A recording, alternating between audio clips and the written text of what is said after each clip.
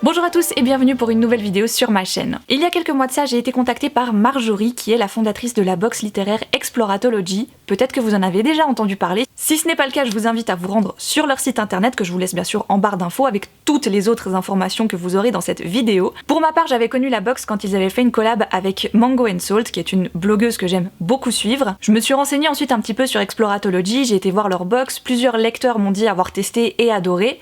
Alors en arrivant sur le site, déjà, immédiatement, ce qui m'a séduite, c'est le concept de faire découvrir des livres que la créatrice, la fondatrice de la box, a vraiment lus. C'est ceux qu'elle conseille, c'est ceux qu'elle a aimés, c'est celles qu'elle a envie de faire découvrir, et en plus souvent c'est pas des livres hyper connus. Alors quand j'ai reçu le premier mail de Marjorie, j'avoue j'étais un petit peu « qu'est-ce que je fais ?» Le concept me plaît à fond, mais d'un autre côté, j'ai jamais testé leur box. Alors finalement, j'ai pas réfléchi longtemps, Marjorie m'a tellement proposé un truc trop cool que j'avais vraiment envie de mettre en place, que je me suis dit vas-y, c'est bon, allez, on tente, on y va, on essaye, je suis sûre que ça peut être génial.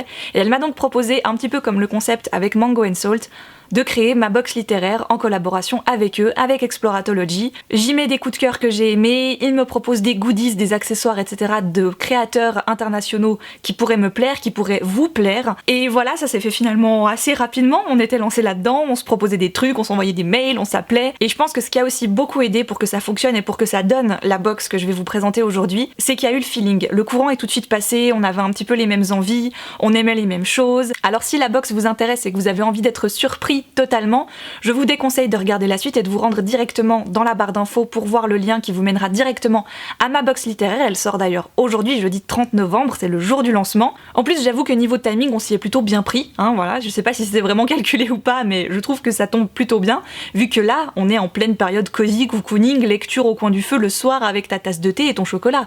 Enfin, je pense que... hein ? Bon, alors, si ça me correspond pas, ça, je sais plus quoi faire. Donc voilà, si la box vous intéresse mais que vous ne voulez pas voir ce qu'elle contient et que vous voulez avoir la surprise, je vous laisse le lien en barre d'infos pour découvrir tout ça et découvrir le site aussi, hein, si vous avez envie de vous abonner. Pour un abonnement, il y en a plusieurs, je crois qu'il y a 3 abonnements différents sur l'année, ou alors pour des coffrets sur des thématiques bien spécifiques. Il y a celui de Noël qui est sorti là, je l'ai vu sur le site.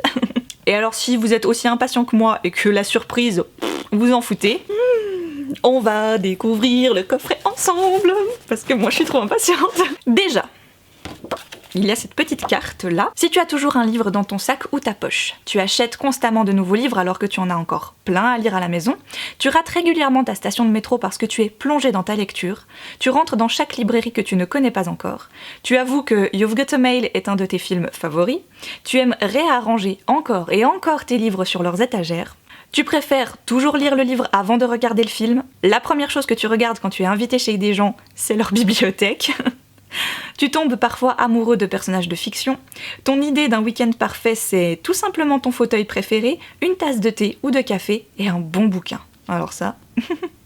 Alors tu es un lecteur compulsif, un bibliophile patenté, un boulimique du texte, ça ne se soigne pas, et c'est tant mieux. J'adore, je vais l'accrocher, celui-ci je le trouve magnifique. Ça se présente pas trop mal, hein, j'ai envie de vous dire. Par quoi on commence ? La petite carte. Moi je la trouve trop belle.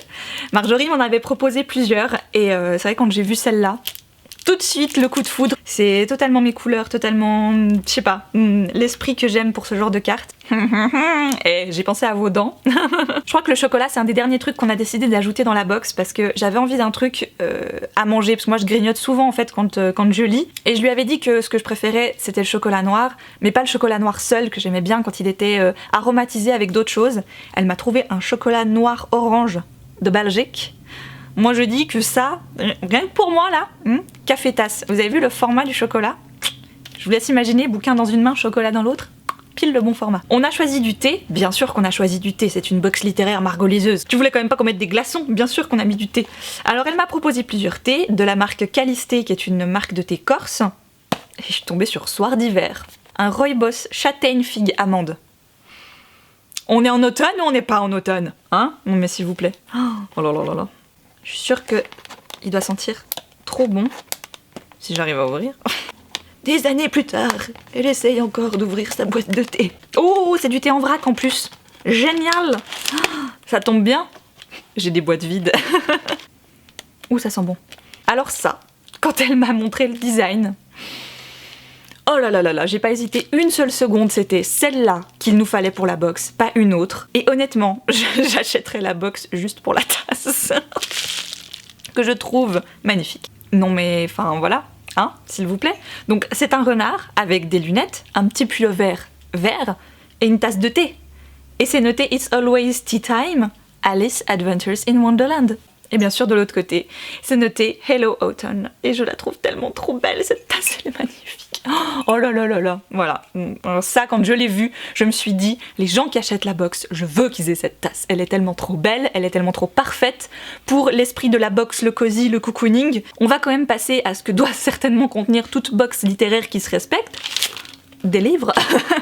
Bah voyons, je vous en ai parlé encore pour le calendrier de l'Avent. Dans la box, on a choisi de mettre Une terre d'ombre de Ron Rash. Je sais que Ron Rash est un auteur qui maintenant commence à être bien connu, assez médiatisé, mais celui-ci, il fait partie de ces pas connus du tout, j'ai l'impression, et j'avais vraiment envie de vous le faire découvrir parce que pour moi, comme je vous le disais dans la précédente vidéo, c'est vraiment très ambiance.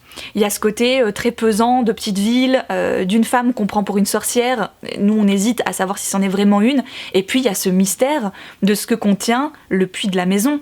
Il y a un truc dans ce puits, et pendant tout le roman, tu te demandes ce que c'est et comment il est arrivé là surtout. Ensuite, j'ai décidé de mettre le livre 146-298 de Rachel Korenblit aux éditions Actes Sud Junior, parce que ce livre et moi, c'est une rencontre un petit peu inattendue. J'ai dû interviewer l'autrice pour le salon du livre de Genève, et en fait ce qu'a fait l'organisatrice du pôle Young Adult pour le salon, c'est qu'elle m'a donné des petits livres à lire, parce que c'est vrai que j'étais dans une période un petit peu de transition avec l'arrivée de ma fille, des boulots qui changeaient, enfin voilà, beaucoup de choses dans ma vie qui ne me permettaient pas forcément de lire beaucoup. Elle m'avait envoyé que des petits livres pour quelques interviews, et il y avait notamment celui-ci. Voilà, quand je vous dis que c'est une rencontre inattendue, c'est un livre que je n'aurais jamais lu de moi-même comme ça. Et en fait, il m'a chamboulée, et c'est un livre que je vais garder très longtemps en mémoire. Dans cette toute petite histoire, on va rencontrer notre héroïne qui va se faire son premier tatouage, cette série de chiffres-là. Et cette série de chiffres n'est pas choisie au hasard, vu que c'est le tatouage qu'avait sa grand-mère, son numéro pour les camps de concentration. C'est donc l'histoire de ces deux générations, de la petite fille qui veut quand même rendre hommage à sa grand-mère et de sa grand-mère qui raconte son histoire à travers ces chiffres, ce que chaque chiffre peut représenter. Et j'ai trouvé que la plume était piquante, poignante, vraiment, enfin c'est un gros coup de poing dans le bide qu'on vous met en quelques pages. Et enfin le dernier qui est dans une petite enveloppe. Et comme troisième lecture, j'ai décidé de mettre L'Attrape-Rêve de Xavier Laurent Petit que j'ai lu cet été et qui lui aussi m'a laissé une empreinte un petit peu indélébile. Dans ce roman, on découvre Louise qui vit dans la vallée et les gens de la vallée ne côtoient personne d'autre que les gens de la vallée. Il faut pas qu'il y ait des nouveaux habitants, il faut que personne n'en parte, c'est vraiment une société limite à elle toute seule. Puis un jour va débarquer un nouvel habitant avec sa mère, ils vivent dans une roulotte caravane complètement délabrée et toute la vallée est persuadée qu'ils vont attirer le malheur sur leur petit village. Et pour la suite de l'histoire, je vous en dirai pas plus parce que c'est ce qui est vraiment intéressant, c'est de laisser le truc se faire et de voir ce qui va arriver. En fait, moi ce que je retiens surtout, c'est l'ouverture d'esprit de Louise. C'est un personnage que j'ai adoré rencontrer, adoré suivre. Voilà, la présentation de ma box est maintenant terminée, j'espère que ça vous a plu. Moi en tout cas, je suis hyper contente. Voilà, ça a vraiment le résultat que j'attendais. C'est joli, c'est moi. Ça fait bizarre de se voir dans une box. Et j'avais envie de ça, j'avais envie d'un truc qui respire le cocooning et le cosy, le moment détente. Après les grosses journées de travail ou de cours, on rentre chez soi, on coupe tout, on ferme tout, et on se pose, on déguste un bon thé, un petit morceau de chocolat, une petite lecture. Donc je vous rappelle que si la box vous intéresse, vous la retrouverez en barre d'infos, mais vous avez aussi le site de Exploratologie, donc si d'autres box vous intéressent, n'hésitez pas à aller les voir, à aller les retrouver. N'oubliez pas, Noël c'est bientôt là, ça peut faire des idées cadeaux, je dis ça, je dis rien. Sur ce, moi je vous souhaite d'excellentes lectures et je vous dis à une toute prochaine.